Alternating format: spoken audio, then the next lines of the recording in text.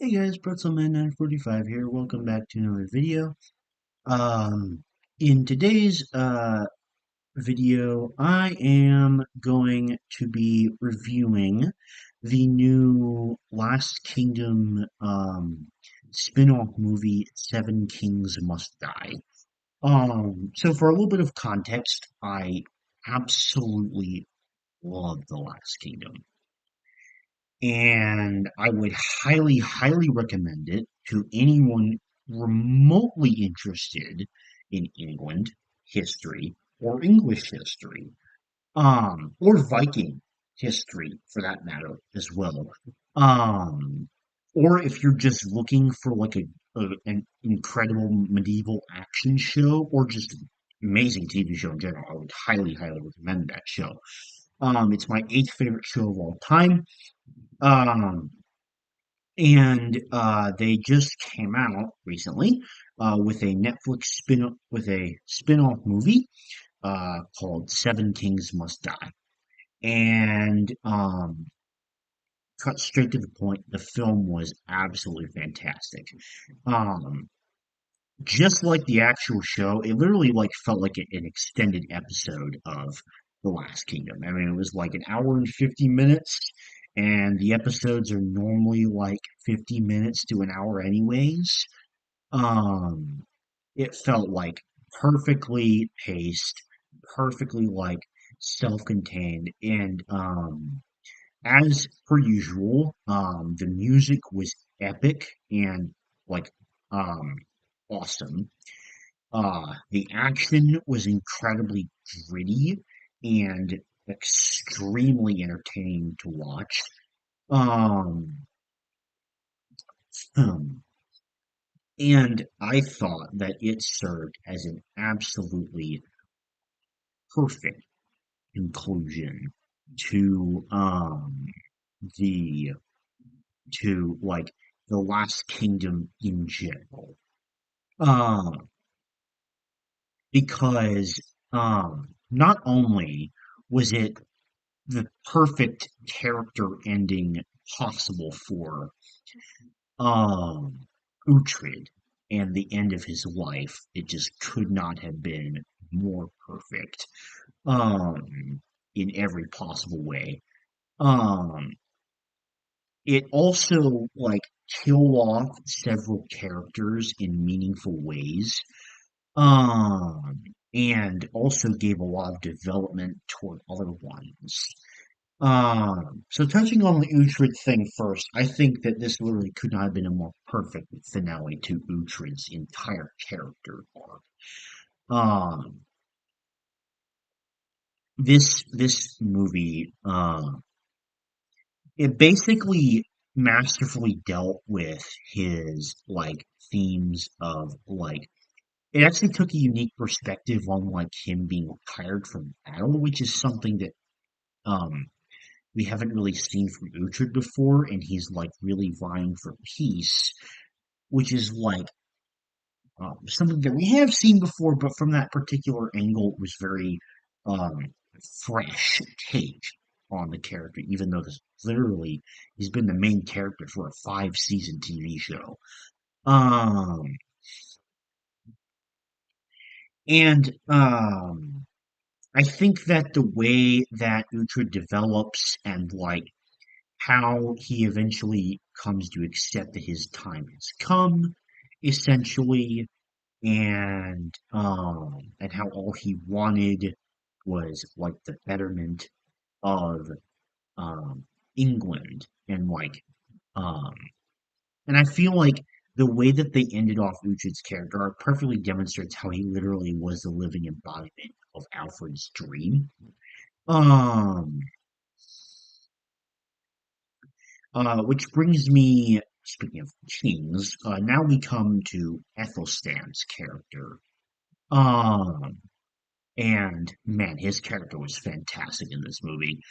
Um, so in like the first, I don't even know, like 15, 20 minutes, he like, immediately kills off Alfweird. Immediately. Just ruthlessly. removing the competition and clearly showing a mind for tactics in battle. Um, which I thought was very, very interesting. And I also really enjoyed the relationship between him and Uhtred because just like Alfred and Edward for that matter, um, they both had to deal with essentially, they both essentially had to deal with, uh,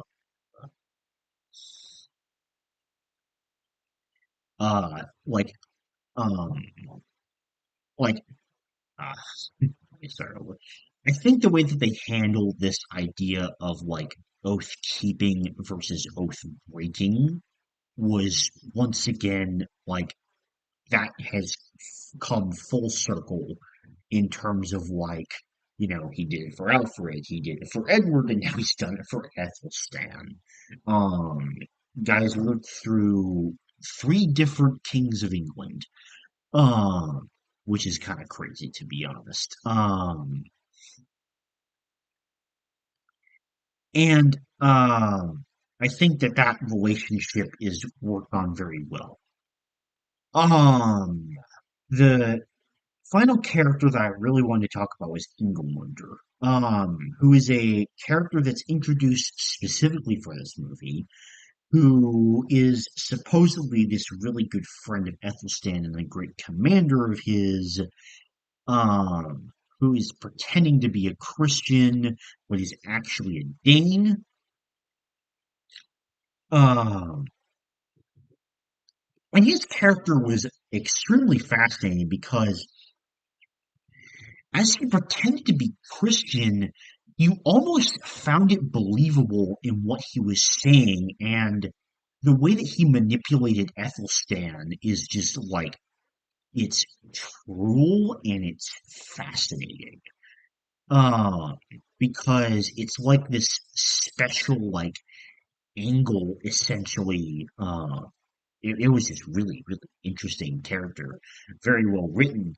Um, and like the fact that he sleeps with Ethelstan, and but then like that whole scene about like the greater, um, like the greater the it was something about like I forget the exact wording, but it was like where he basically convinced Ethelstan the only way to repent his sin, essentially to balance it out, was to convert, like forcefully convert all of England to Christianity. And in doing so, he had the ulterior motive of like completely destabilizing England when the Edward and predecessors had just worked so hard to try to unify it. Um,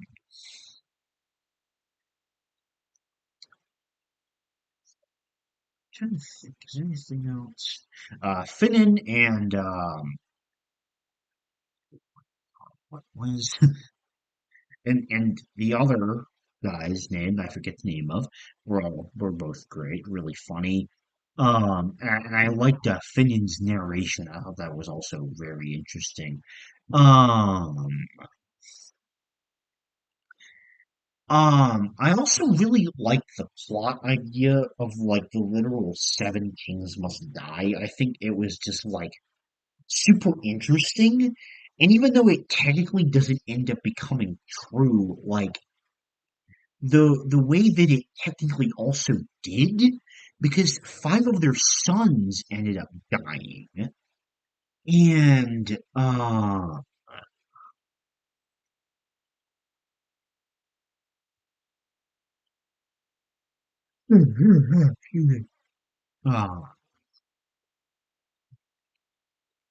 there was like there was something about like a sixth king as well. I don't quite remember exactly. It was someone or other's son, I believe. Um, and then also the fact that they make a reference to the fact that Uhtred died after the battle, making him essentially like a king among men. I think there was such an interesting idea to reference and an amazing like way to finish off his character, so to speak. Um all those things combined, this movie was absolutely fantastic, and I could not have made a more perfect ending to the Last Kingdom uh, uh, medium, I guess. Uh, that's going to do it for this video. Thanks for watching. I'll see you later. Bye.